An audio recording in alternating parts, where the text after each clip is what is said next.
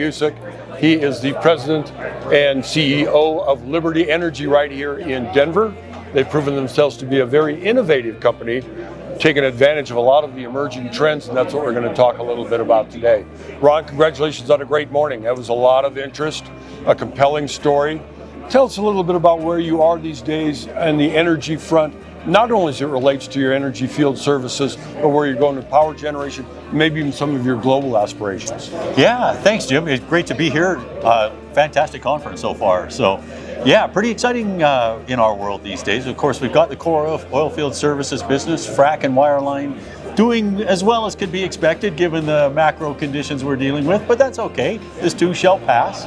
But maybe more exciting for us right now is taking the expertise, the knowledge we've built up in power generation as we've been working on that transition to next generation frac equipment, taking that capability and expanding into a power business. So you've heard all the news, of course, about data centers and the massive demand that's out there, and the inability of the grid, frankly, to get there. You know, we've had some policy decisions of late that I think have hampered grid growth, and we're in a position to take advantage of that. So looking forward to that power business. And then, as you mentioned, of course, a bit of a step overseas. We've got our first frac fleet in Australia now, and did our first work a little earlier this year. I made a trip there in May to get to meet some of the folks over in Australia, and excited about what our future holds there. Very good, very good. Yes, I contend that the grid will take down AI before AI takes down humanity. So we'll see what happens. About this power generation component of the business, I know that you guys have been very good about adding another link to the value chain of energy production when it presents itself. What does this look like on the power generation side for Liberty Energy?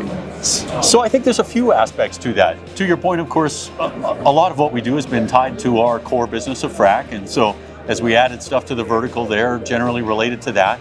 In power, we have a few different opportunities. We have the chance to work with some of our E&P customers who are looking to electrify their acreage, maybe their artificial lift production facilities, possibly their frac operations. And so there is some power generation opportunities inside our business along with our current partners today. But then if you take a step back outside of that, we're looking to onshore critical mineral mining again. And so remote mining opportunities are exciting. Commercial and industrial opportunities where people want backup power or looking to build some manufacturing capacity but just can't get the grid there yet.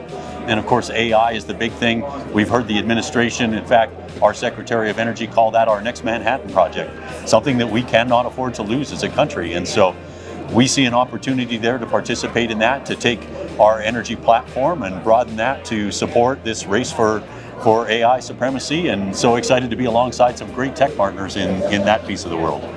Finally, some tailwinds. Well, congratulations on the international opportunity.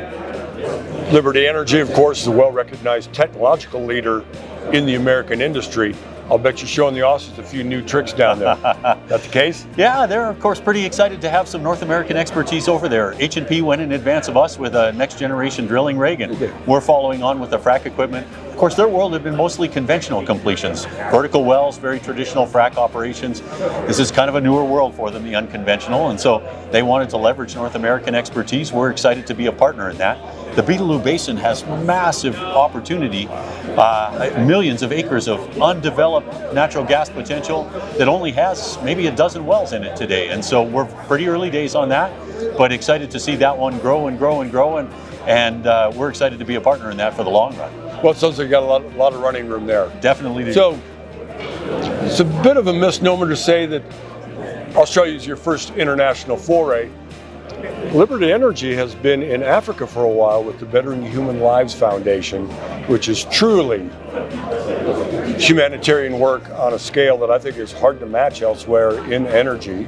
Can you tell us a little bit about what you're doing for the women and children in Africa? Yeah, I appreciate that question, and you're absolutely right. We launched the foundation start of last year, and so we've been on the ground there a year.